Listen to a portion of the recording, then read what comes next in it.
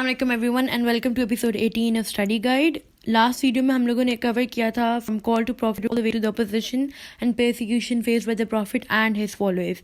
आज की वीडियो में हम कंटिन्यू करेंगे फ्रॉम माइग्रेशन टू एबिसिनिया. ठीक है, for those of you have not watch the previous video, मेरी गुजारिश होगी कि आप सब देख लें. वो वीडियो बहुत ज़रूरी है इस वीडियो को समझने के लिए. This is going to be our third video in a row for the life of Prophet, sallallahu alaihi wasallam. We'll try to make as many as possible to cover this core chapter and in as much detail as possible. So starting, अब migration to Abyssinia था क्या? In very simple words, the migration to Abyssinia was a migration or a try or an effort made by the Muslims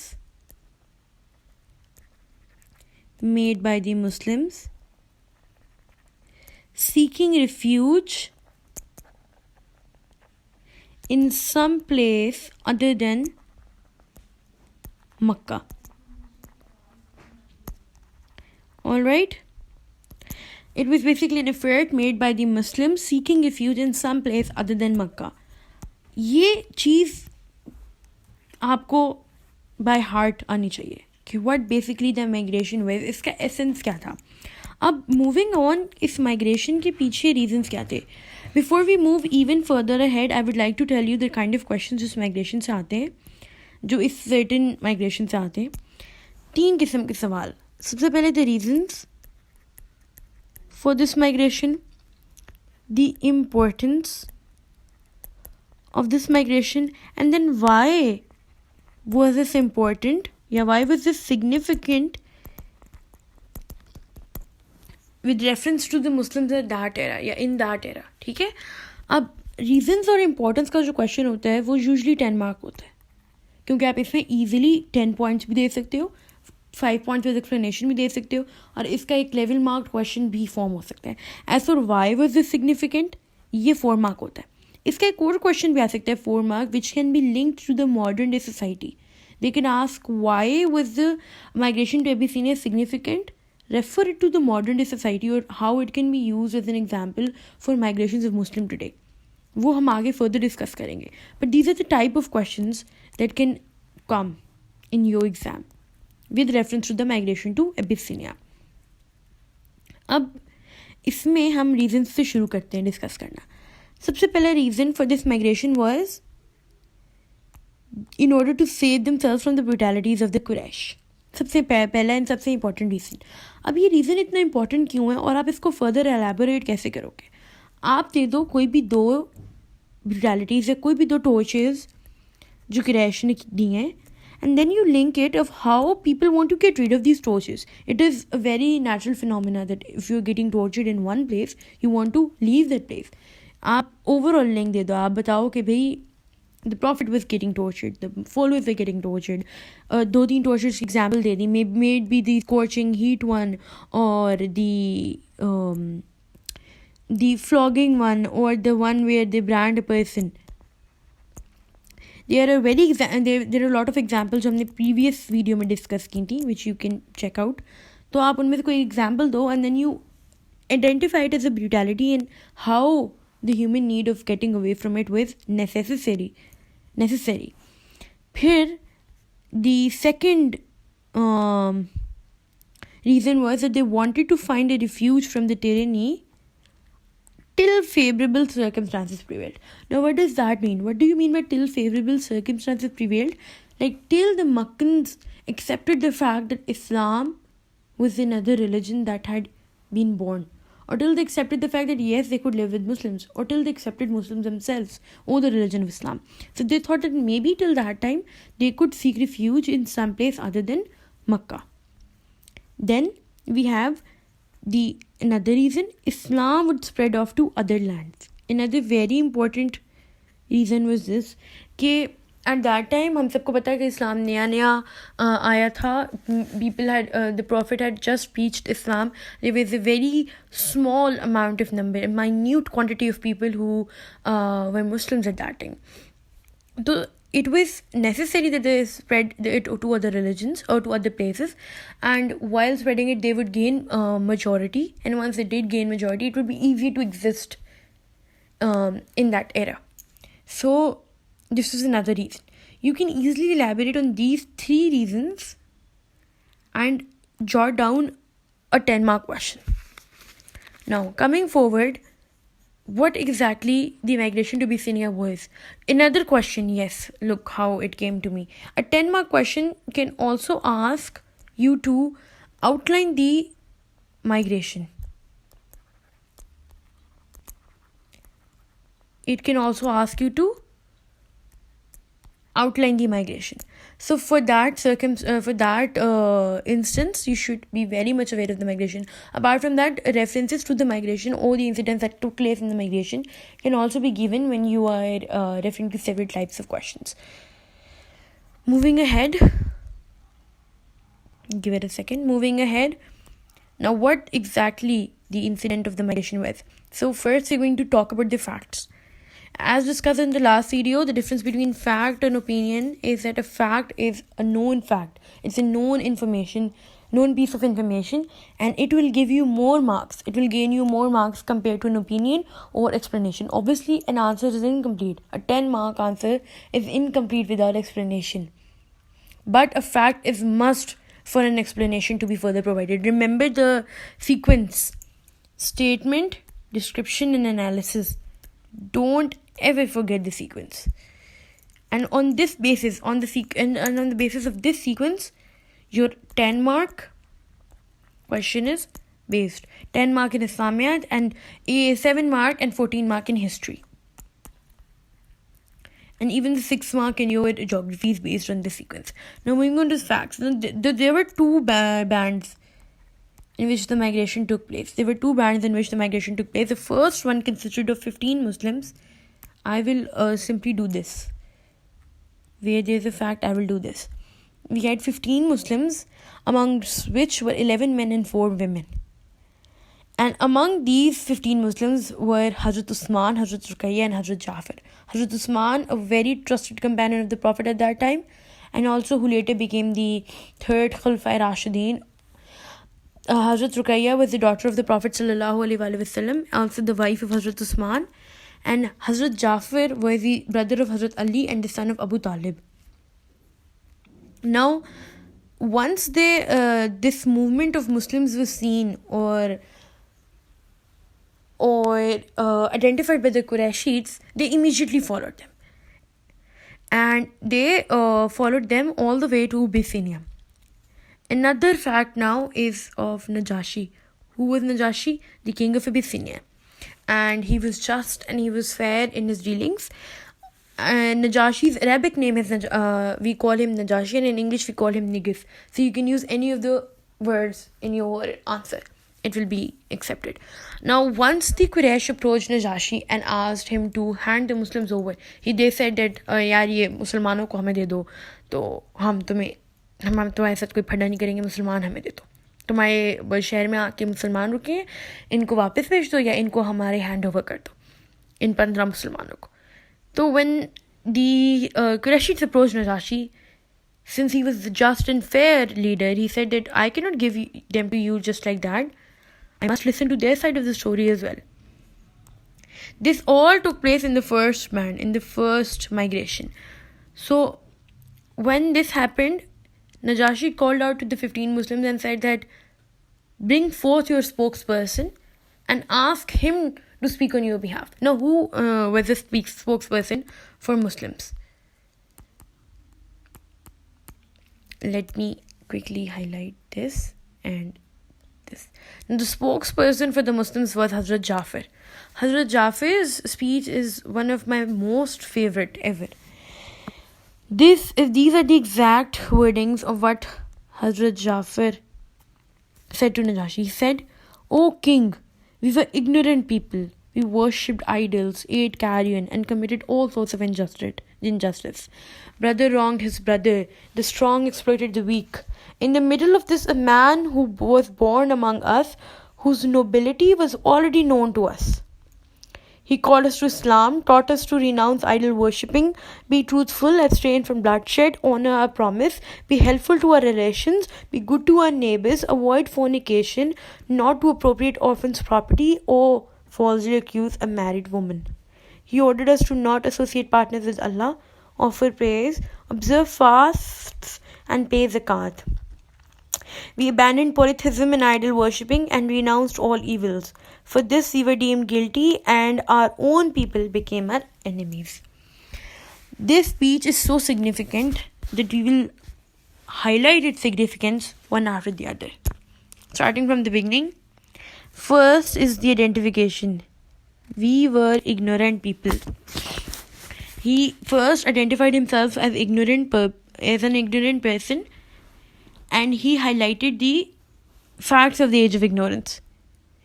Why they were ignorant. He told he told Najashi, he told the king that we were ignorant because we did all of these vices. हम ये सारे गुनाह करते थे, therefore we were ignorant. And then he said, in the middle of this a man was born among us whose nobility was already known to us. By already known to us, he means that it does not depend whether Muhammad was a prophet or not. We already knew he was a noble man. So when he became a prophet, it became even more significant. So we did not only trust Muhammad because he claimed himself to be a prophet. We trusted him because even before he became a prophet or preached the message of Islam, he was a noble person. Again, going back to the concept of Sadiq and Amin. Now, then he said he called us to Islam, taught us to renounce idol worshipping, be truthful, abstain from bloodshed, honor our promise, be helpful to our relations. He then highlighted the things that Islam taught him and the people around him. He then said that this is what Islam has told us to do, and further highlighted the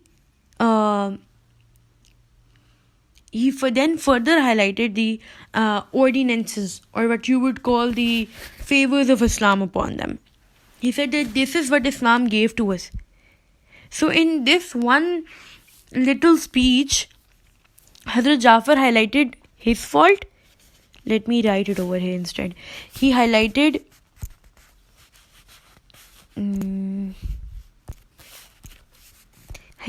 his fault.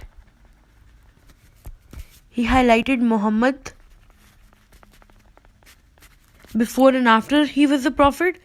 He highlighted Islam. And most importantly, he highlighted the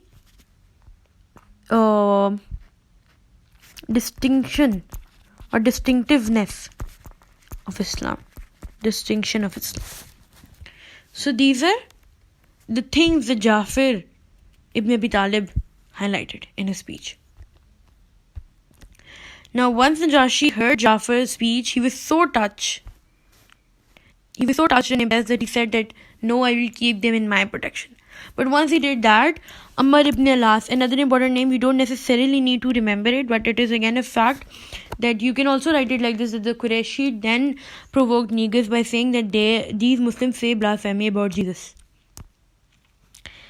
So on confrontation about that claim, Hazrat Jafar recited the verses 16 to 21 of Surah Maryam that mention about the glad tidings given to Hazrat Maryam by Jibrail, that she would become the virgin mother of Allah's messenger. Once he recited those verses, Najashi was even more impressed, overcome with emotions, and he said that by God, this and gospel are the lights of one candle. Because see, the fundamentals of Christianity and Islam, even the religions that came before them, are same. Therefore, the concepts are the same, just there's a differentiation in beliefs. Moving ahead, after this, he told the Quraysh that he wouldn't give up the Muslims even for a mountain of gold. This was Najashi's claim, and he announced a peaceful stay for the emigrants. The second band then arrived. All this took place. Everything that we have read from all the way from here to here. All the way from here to here was in the first band. The second band then arrived, which consisted of 101 followers, among which 18 were women. Okay. Now there is another thing. Good is a reward for those who do good in this world, and Allah's earth is spacious. If you cannot worship Allah at one place, go to another. This is an ayat in the Quran Pak which promotes migration. Now, as I mentioned earlier, that it is very much possible that they ask you 4-mark questioning how this migration can be relative to migrations today or something like that. You can use different references and then link it to this certain specific migration as well. Now, what was the significance of this migration? It was the first poem. Let me go before we tick off these points. Let me give you an overview of the significance. Now, the significance of this migration was that, first off, through Hazrat Ja'far's speech and through the encounter and the confrontation by Najashi and the entire exchange of conversation, Islam was highlighted. Secondly, the most important, may I say, in my opinion, the most important, that's why I'm putting a shining star over here, the most important significance was this, that this was a political movement headed without the supervision of the Prophet. The Prophet was not a part of the migration. Everything was done by the Muslims themselves. So it was very important that something like this had to take place. That the protective sheath of the Prophet, the Muslims needed to realize that the Prophet, just like them, was human, and they at one point would have to step up for themselves as well. So this was very significant in that sense. Now let's go back and see more of these. It was the first major political move. The tie of allegiance, loyalty towards Islam was shown. Unity was highlighted. The message of Islam was carried further. A movement without the supervision of the Prophet. As I said, this is the most important in my opinion. Let me highlight this with a lighter shade.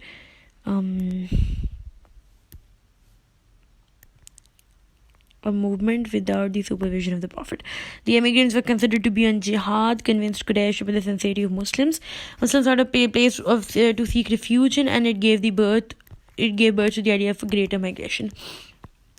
Now, one more thing that you need to remember when covering a topic like the migration is that we earlier discussed that there was a reason there were reasons for the migration. Now, when you have reasons for the migration, this will help you in paper. अगर आपको significance नहीं याद आ रही है, for example, आपको reason नहीं याद आ रहा, आपको significance आती है, then you link it. We know that the reason for the migration to Abyssinia, one of the reasons for the migration to Abyssinia was seeking refuge. So, if the migration was successful, then they would have successfully sought refuge. Let me write here. One of the reasons was seeking refuge. So, if the migration was successful,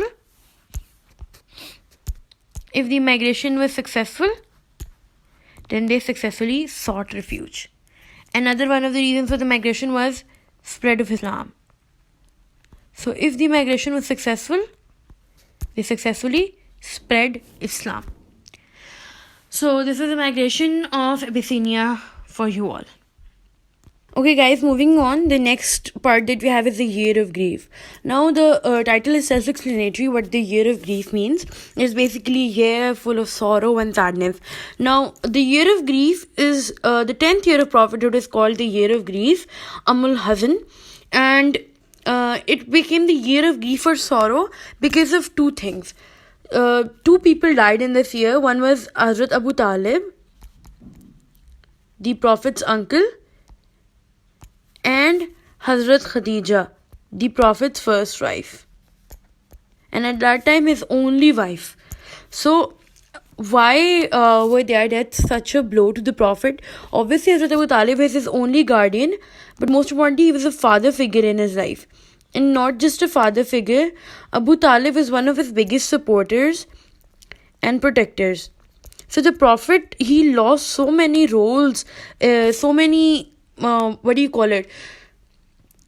इतने ज़्यादा लोग अपनी ज़िंदगी में उन्होंने एक इंसान में पाए और वो एक झट से he died, so he lost all of them.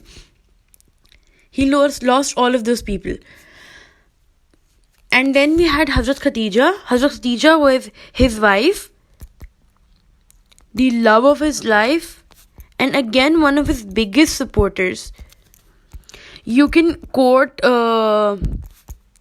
the sayings of the Prophet at this point. you can write how Khatija was his biggest supporter, and then with the part where he said that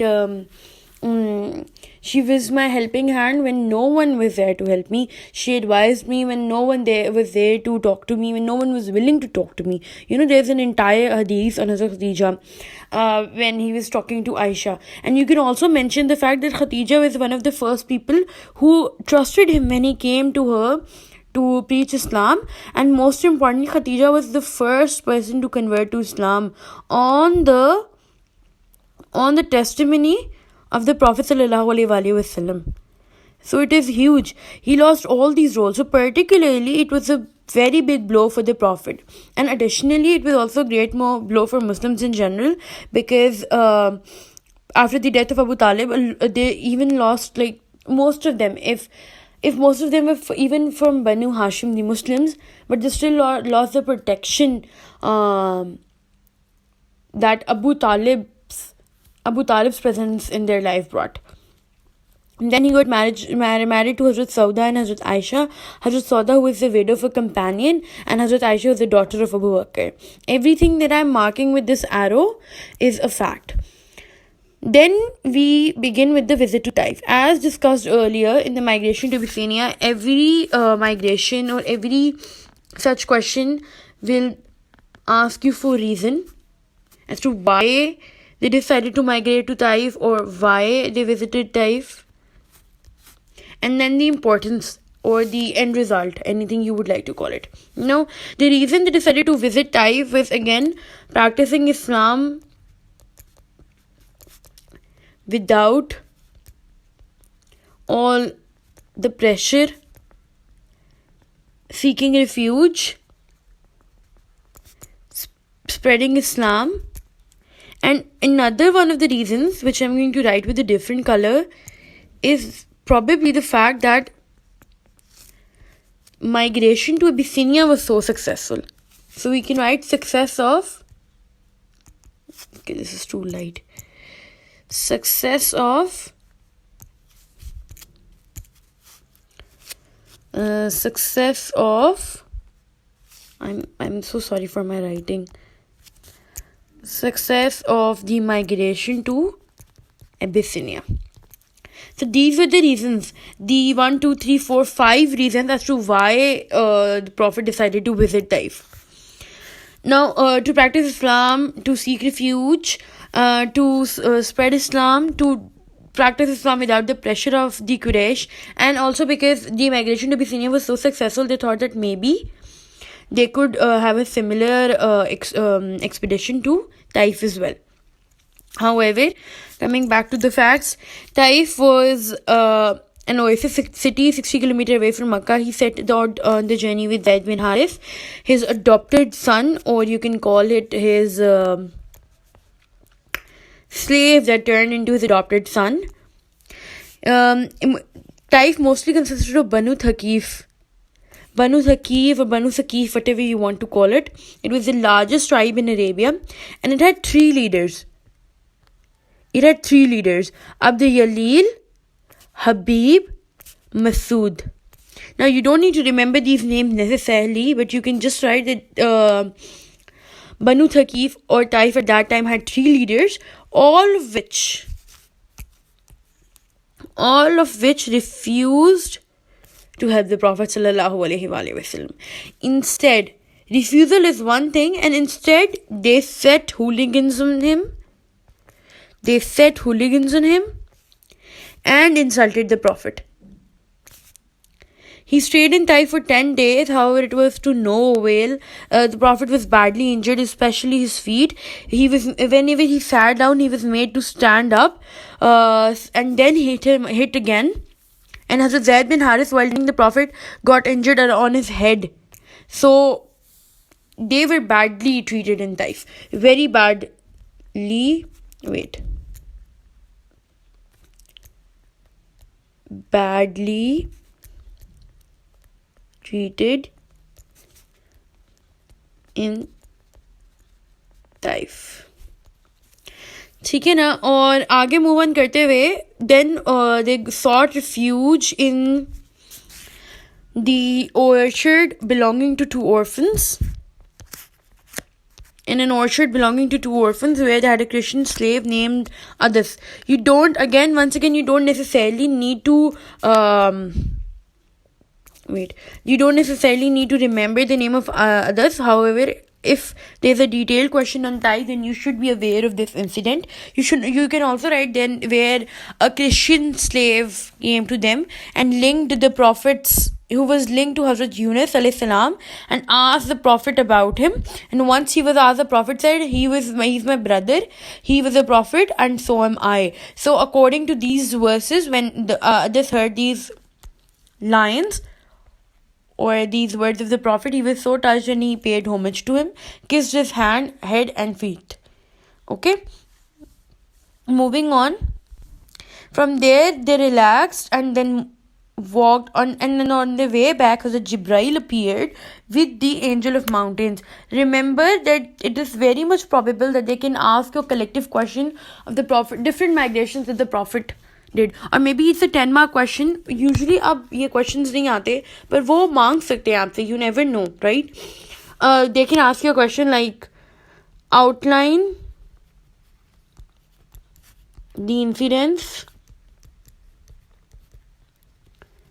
that took place in the following journeys of the Holy Prophet. And then आगे इसके they could have written migration to Abyssinia or visit to Taif. So they can ask you a question like this as well. मैंने बहुत जल्दी raise निकल लिया. आप लोग इसकी बेसिक स्क्रीनशॉट ले लो या फिर इसको कहीं लिख लो and maybe try. This will be obviously a 10-mark question. ओहो ये क्या होगा. This will obviously be a 10-mark question. And आप लोग ये question attempt करने की कोशिश करो. How you're going to divide marks is that you're going to give 5 marks to migration to Abyssinia and then 5 marks to visit to Taif. Remember, when you divide the marks, it becomes very easy. Simply what you will do is that you will write about migration to Abyssinia, what it was, the main incidents, the people or the main participants, in which you can mention Hazrat Jafar, Najashi, the Quraishites, and even Hazrat Usman and Hazrat Ruqayya. And then the significance. Even if you write 1 point from all of these, this outline that I've given you, you will easily be able to score 5 out of 5 for migration to Abyssinia. Now, one more thing that I want to pinpoint is that you don't necessarily have to write 5 points for migration to Abyssinia and then 5 for visit to Taif. You can also write a slightly more detailed answer for migration to Abyssinia, since it is the bigger part or portion of the two. And then you can write a smaller part for visit to Taif. Or for instance, you know less or you remember less about migration to Abyssinia, but you remember more about the visit to Taif. Then you can write 6 to 7 or maybe 10 points for Taif, or as much as you know.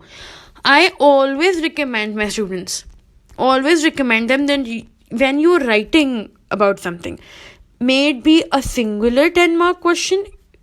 By singular I mean it is asking you for one thing, or may it be a multiple 10-mark question. By multiple I mean a question similar to the one I just gave you, comprising of 2 to 3 components.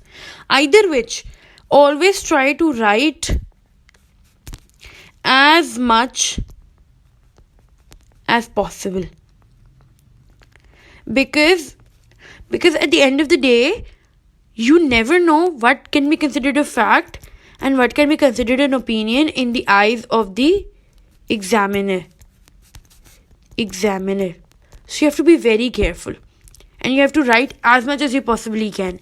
But obviously time management is crucial, so as long as you practice, it is going to be good for you.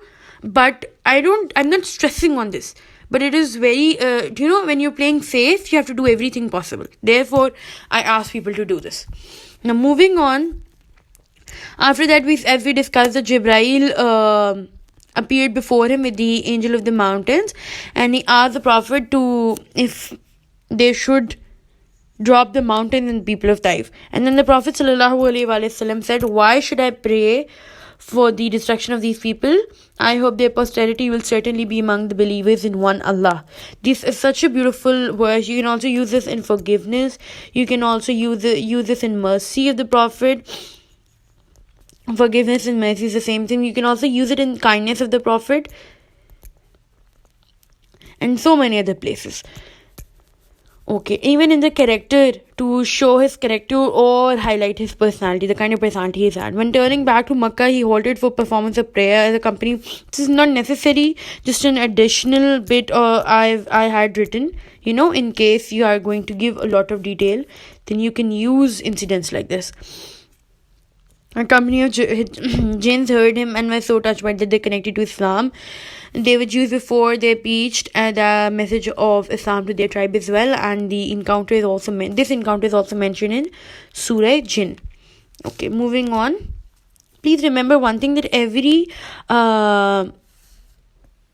incident that is mentioned on these notes, or every such extensive detail, that is not exactly necessary, but it's still over here. It has been confirmed from multiple sources. All these notes are a compilation of about 5 to 6 books and additional resources from the web. So almost all of them are authentic. If there's any query regarding any reference, you may ask me and I will completely provide you proof for it. Okay, now moving on. Isra and Miraj. Isra and Miraj. Now we all know what was Isra and Miraj. It was the Prophet's ascension.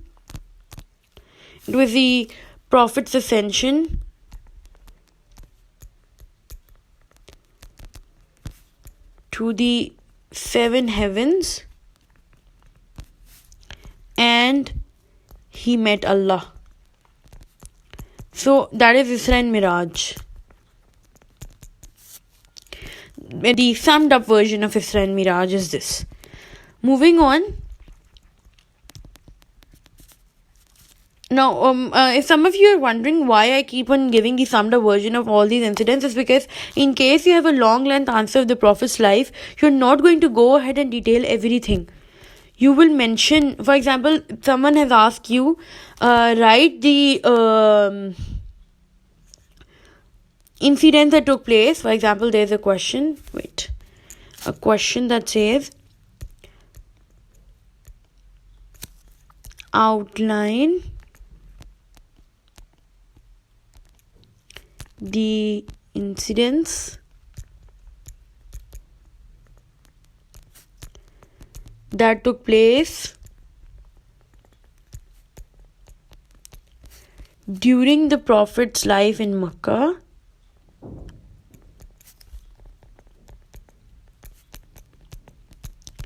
Life in Makkah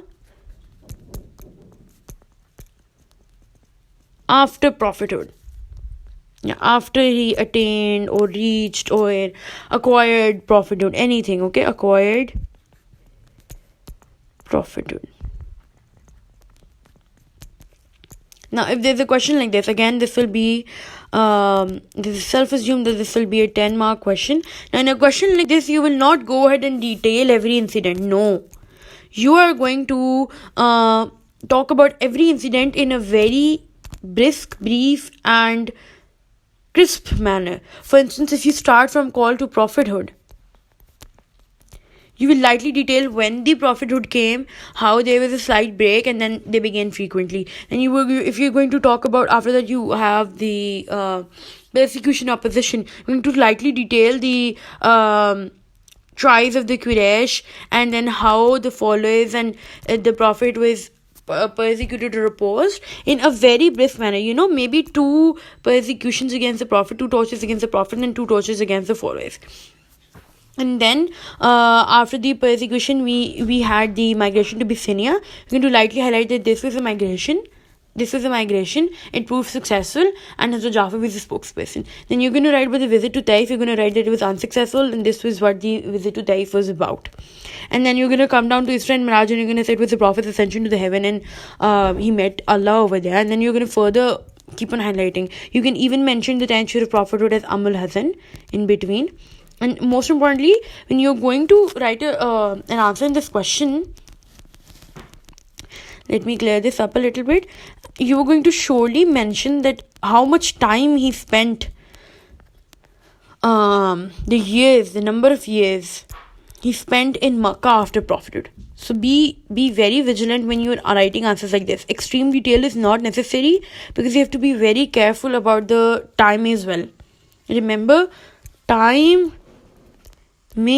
is crucial when attempting either of the subjective papers, which are Islamiyat, history, even geography itself. So yes. Moving back to Isra and Miraj, it was the Prophet's ascension to heavens. As we've already discussed, he met Allah. It took place in the 10th year of prophethood on the 27th of Rajab. He was taken on Kaaba on foot. So now these are the incidents, the verse by verse incidents. But to cover it all up, let me show you hadith. I have this hadith memorized by heart because it is so accurate. It says, I found myself about in Hijr and the Quraysh were asking me about my night journey. I was asked about the things pertaining to Baitul Maqdis, which I could not preserve in my memory. I was very much vexed, as vexed as I have never been before. Then Allah raised it before me. I looked towards it and gave them the information about whatever they questioned me. I also saw myself among the group of apostles. Apostles are prophets. I saw Moses saying a prayer and found him to be a well-built man as if he were a man of tribe of Shanoah. I saw Jesus, son of Mary, offering prayer. Of all men, he had the closest resemblance to Urwa ibn Masud al-Thaqafi. I saw Ibrahim offering prayer. He had the closest resemblance to your companion added in the Prophet. Urwa ibn Masud al-Thaqafi, he's one of the members in Makkah. When the time of prayer came, I led them. Remember, he led the prayers. Very significant.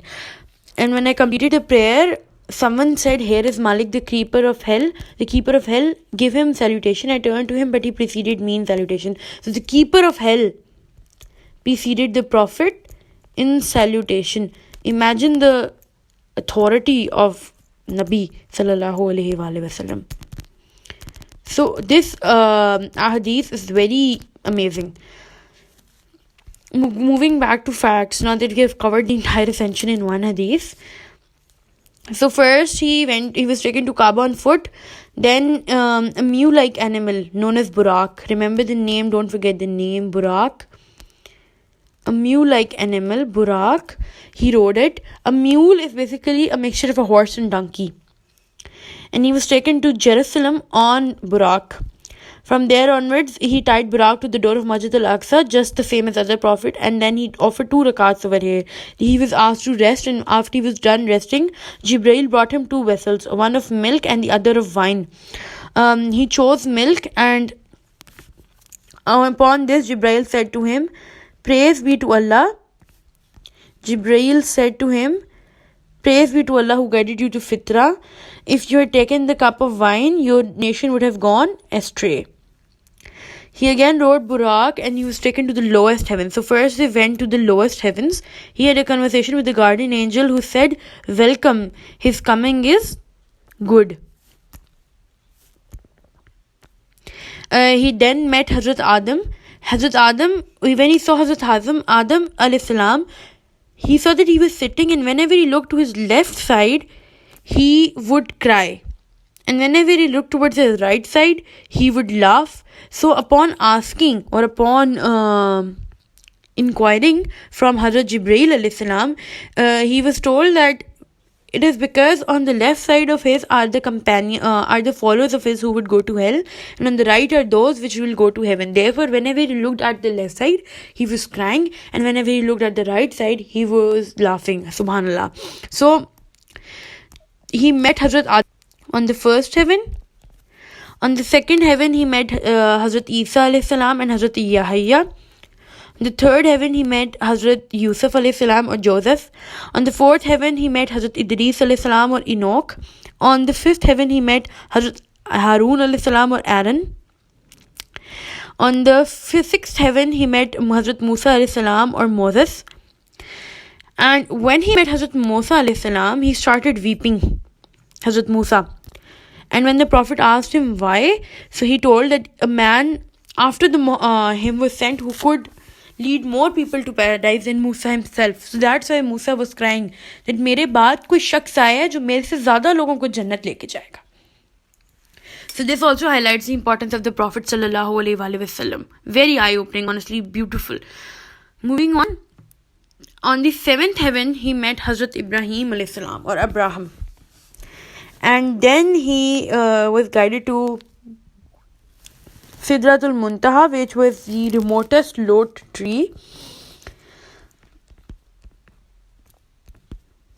And from there, Jibreel said, I cannot go ahead of this, so you have to carry your journey ahead alone. Behind Sidratul Muntaha, he met Allah subhanahu wa ta'ala, the greatest. And over there, the last verses of Surah Baqarah were revealed. All major sins except for shirk were forbidden on the Muslims, and 50 times a day prayer was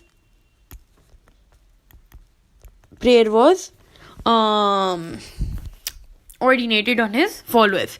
When he came back and Hazrat Musa asked him how many times a prayer was to be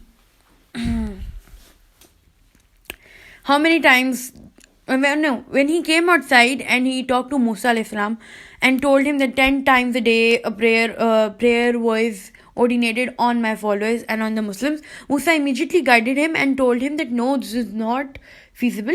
Go back and ask him for a reduction. So he went back and it was reduced to 10 times a day. He came back again and Musa said to him again, 10 times is still too much.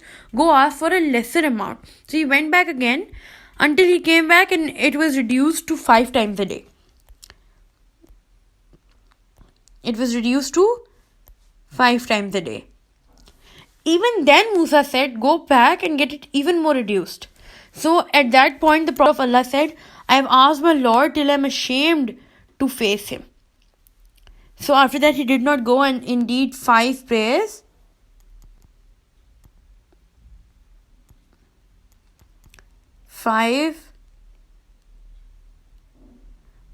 were ordinated on Musliman. The Prophet was shown the paradise and hell. He led in prayers all the prophets in Salatul Quds. He led all the prophets in prayer, and the prayer is called Salatul Quds. So we've already discussed this hadith. Now over here in this hadith, however, he said something. He said, I found myself in Hijr and the Quraysh were asking me about my night journey. I was asked things pertaining to Baitul Maqdis which I could not preserve in my mind. I was very much vexed, so vexed as I had never been before. Then Allah raised it before my eyes.